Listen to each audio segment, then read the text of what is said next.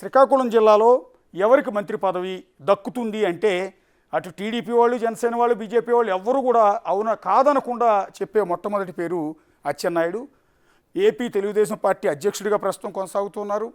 గతంలో కార్మిక శాఖ మంత్రిగా పనిచేశారు 2014-19 మధ్య. ఎర్రనాయుడు సోదరుడు.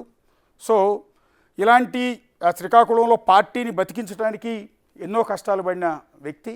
అంతేకాకుండా 2014-19 మధ్యలో ఆయన పనిచేసిన శాఖలో అవినీతి జరిగిందని వైఎస్ఆర్ ప్రభుత్వం ఏర్పడిన తర్వాత ఆయన మీద విచారణ జరిపించింది, ఆయన అరెస్టు చేయించింది, జైలుకు పంపించింది. ఒక దశలో అనారోగ్యంగా ఉన్నారని చెప్పినా కూడా ఆయన అంబులెన్స్లో ఒకసారి తీసుకొచ్చి మరీ అరెస్ట్ చేసిన పరిస్థితి ఉంది. ఆయన ఇంట్లోకి గోడలు దూకి మరీ పోలీసులు ఇంటి లోపలికి ప్రవేశించిన పరిస్థితి ఉంది. సో ఎన్నో ఇబ్బందికరమైన పరిస్థితుల్లో ఎన్నో అవమానాలు, ఎన్నో ఇబ్బందులను ఆయన ఫేస్ చేశారు. పార్టీ అధ్యక్షుడిగా పనిచేశారు, పార్టీ కోసం కష్టపడ్డారు. సో చంద్రబాబు నాయుడికి అన్ని విధాల అండాదండగా నిలిచిన అచ్చెన్నాయుడు పేరు మొట్టమొదటి వినిపిస్తుంది. ఆయన ప్రస్తుతం ఏపీ టీడీపీ అధ్యక్షుడిగా ఉన్నారు. వైసీపీ ఎన్ని కేసులు పెట్టినా ధైర్యంగా ఎదుర్కొన్నారు. ఎక్కడ పార్టీ మారమని అచ్చెన్నాయుడి మీద తీవ్రమైన ఒత్తిడి కూడా వచ్చిందని చెప్తున్నారు. అప్పట్లో ఎట్టి పరిస్థితుల్లో తాను చనిపోయేటప్పుడు పసుపు కండువా కప్పుకునే చచ్చిపోతానంటూ అచ్చెన్నాయుడు ఎన్నో సందర్భాల్లో చెప్పారు. 2019-24 మధ్య పార్టీ ఓడిపోయి కేవలం 23 స్థానాలకు పరిమితమైన సందర్భంలో కూడా అదే టెక్కల నుంచి, అదే శ్రీకాకుళం నుంచి అంత జగన్ వేవులో కూడా ఎమ్మెల్యేగా గెలిచిన వ్యక్తి. ఆ తర్వాత స్థానిక సంస్థల ఎన్నికల్లో ఇదే టెక్కల నియోజకవర్గంలో అచ్చెన్నాయుడు ఉన్న గ్రామంలో సర్పంచ్ని వైసీపీ గెలిపించుకునేందుకు ఎన్నో ప్రయత్నాలు చేసింది. అచ్చెన్నాయుడు మీద ఒత్తిడి పెట్టింది.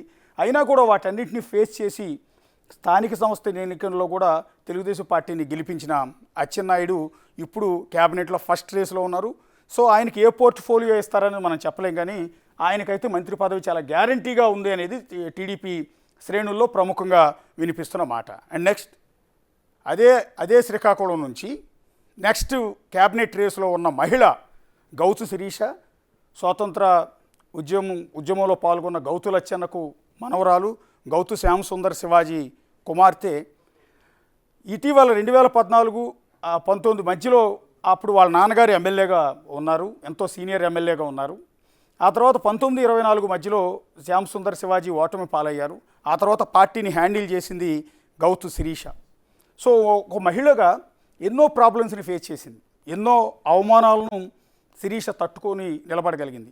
ఒక విధంగా చెప్పాలంటే శ్రీకాకుళం జిల్లాలో తెలుగుదేశం పార్టీ నిలబడి ఇవాళ క్లీన్ స్వీప్ చేసే పరిస్థితికి వచ్చింది అంటే దానికి మూల కారణం ఒకళ్ళు అచ్చెన్నాయుడు అయితే, రెండో వాళ్ళు గౌతు శిరీష అని చాలా స్పష్టంగా చెప్పొచ్చు. పార్టీ మారమని ఆవిడ మీద ఎన్నో ఒత్తిళ్ళు వచ్చాయి. అలాగే అదే పలాస నియోజకవర్గం నుంచి అప్పుడు ఎమ్మెల్యేగా గెలిచి మంత్రి కూడా అయిపోయిన సీదిరి అప్పలరాజు నుంచి పర్టికులర్గా ఆవిడ ఎన్నో ప్రాబ్లమ్స్ని ఫేస్ చేశారు, ఎన్నో కేసులు ఫేస్ చేశారు. ఆఖరికి గౌతు లచ్చన్న విగ్రహాన్ని కూడా అక్కడ తొలగించే ప్రయత్నం చేసిన సందర్భంలో కూడా ఆమె ఒక వీర వనిత మాదిరిగా ఫైట్ చేసింది, పార్టీని కాపాడింది, పార్టీ క్యాడర్కు అండగా నిలబడింది. ఆమె మీద ఎన్నో అలిగేషన్స్ చేశారు. ఒక మహిళని కూడా చూడకుండా ఆవిడ మీద ఎన్నెన్నో ఆరోపణలు చేశారని పబ్లిక్గా మీడియా ముందు, జనాల ముందు కన్నీళ్లు పెట్టుకున్న పరిస్థితి గౌతు శిరీషది. సో అలాంటి గౌతు శిరీష, గౌతు లచ్చన్న కుటుంబం నుంచి వచ్చిన గౌతు శిరీషకు ఖచ్చితంగా మంత్రి పదవి ఇస్తారు అనేది ఇప్పుడు జరుగుతున్న డిస్కషన్. తెలుగుదేశం పార్టీలో కూడా ఆమెకు మంచి నేముంది. చంద్రబాబు నాయుడు దగ్గర, నారా లోకేష్ దగ్గర, రాష్ట్రంలో ఉన్న పార్టీ ముఖ్య నేతలందరి దగ్గర కూడా గౌతు శ్యామసుందర్ శివాజీ కుమార్తె గౌతు శిరీష అంటే ఎంతో అభిమానం ఉంటుంది. సో ఆ కారణంతోనే ఆవిడ ఖచ్చితంగా క్యాబినెట్లోకి వచ్చే అవకాశం ఉందని ప్రచారం జరుగుతోంది. ఇందాక నేను చెప్పాను, గౌతు శ్యామసుందర్ శివాజీ కుమార్తె కావటం, జిల్లాలో వైసీపీని ధీటుగా ఎదుర్కోవటం, మహిళా నాయకురాలుగా మంచి గుర్తింపు. రెండోది, పార్టీ తరపున పార్టీ వాదనని, పార్టీ కష్టాల్లో ఉన్నప్పుడు, అప్పుడు అధికారంలో ఉన్న వైఎస్ఆర్ కాంగ్రెస్ పార్టీ అలిగేషన్స్ చేసినప్పుడు వాటిని తిప్పికొట్టడం, ప్రజల్లోకి పార్టీ గురించి చెప్పే ప్రయత్నం చేయటం, ఇదంతా కూడా మంచి వాగ్దాటి ఉన్న గౌతు శిరీష ముందుకు తీసుకెళ్ళింది. సీదిరి అప్పలరాజుని చాలా సీరియస్గా ఫేస్ చేసిన మహిళ. సీదిరి అప్పలరాజుని తట్టుకోవడం అంటే అంత ఆషామాషి వ్యవహారం కాదు. రెండోది, దువ్వాడ శ్రీనివాస్, అక్కడ వైసీపీలో చాలా స్ట్రాంగ్ లీడర్, ఇప్పుడైతే ఓడిపోయారు కానీ మంచి నోటి ఇది ఎక్కువ ఉన్న లీడర్. సో అతన్ని ఫేస్ చేసింది గౌతు శిరీష. నెక్స్ట్ అదే శ్రీకాకుళం జిల్లాకి సంబంధించిన ఇంకొక క్యాబినెట్ రేసులో ఉన్న మరో నాయకుడు బెందాళం అశోక్. ఇచ్చాపురం కాన్స్టిట్యున్సీ నుంచి ఎమ్మెల్యేగా గెలిచారు. మూడోసారి ఎమ్మెల్యే ఆయన ట్రాక్ రికార్డు. 2014-19 మధ్య ఫస్ట్ టైం, అలాగే 2019 24 మధ్య జగన్ వేవ్ని జగన్ సునామీని కూడా తట్టుకుని ఇచ్చాపురం నుంచి గెలిచి తెలుగుదేశం పార్టీ జెండాను ఎగరేసిన వ్యక్తి బెందాళం అశోక్, పార్టీకి పూర్తి స్థాయి లాయల్.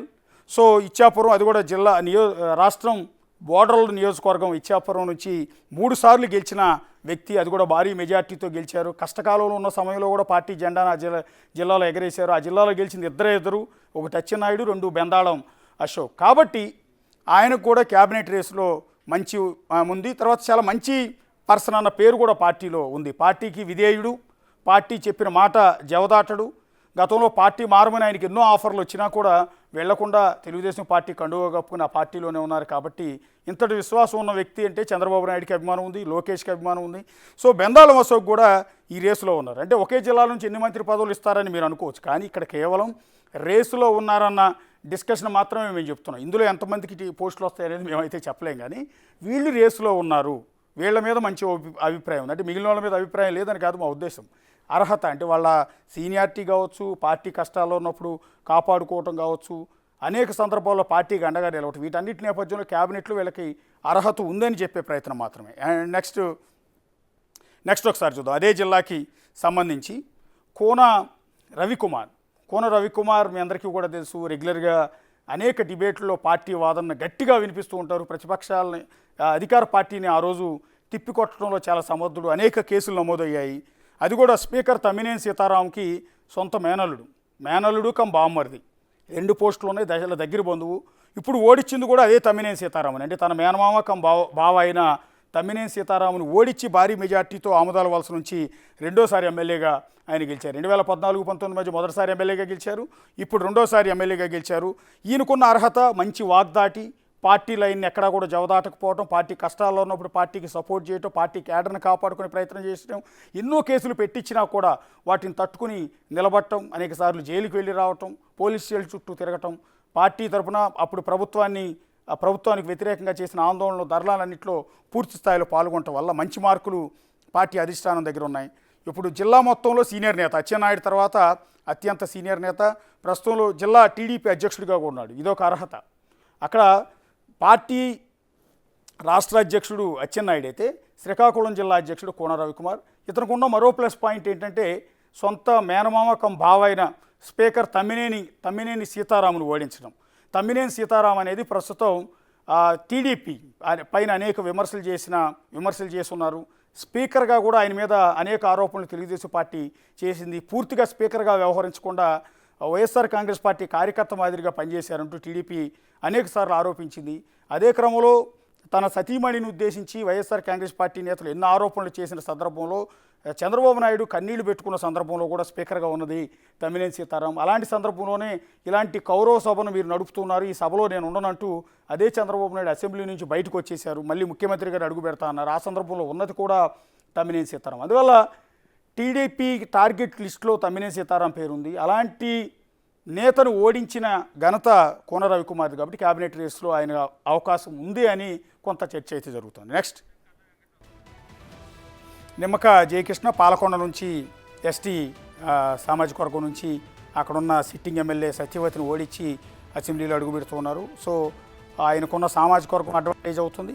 ఖచ్చితంగా అక్కడ ఉన్న సిట్టింగ్ ఎమ్మెల్యేని ఓడించి అసెంబ్లీలో అడుగుపెట్టారు కాబట్టి యంగ్స్టర్ కావటం సామాజిక వర్గం ప్లస్ పాయింట్. రెండోది పాలకొండ శ్రీకాకుళం జిల్లా నుంచి గెలిచిన వ్యక్తి కావటం వల్ల పవన్ కళ్యాణ్ ఆయన కూడా మంత్రి పదవికి సిఫారసు చేసే అవకాశం ఉంటుంది కాబట్టి ఒకవేళ చేస్తే ఆయన కూడా మంత్రి పదవి దక్కే అవకాశం ఖచ్చితంగా కనిపిస్తుంది. For more videos like this, subscribe Big TV channel.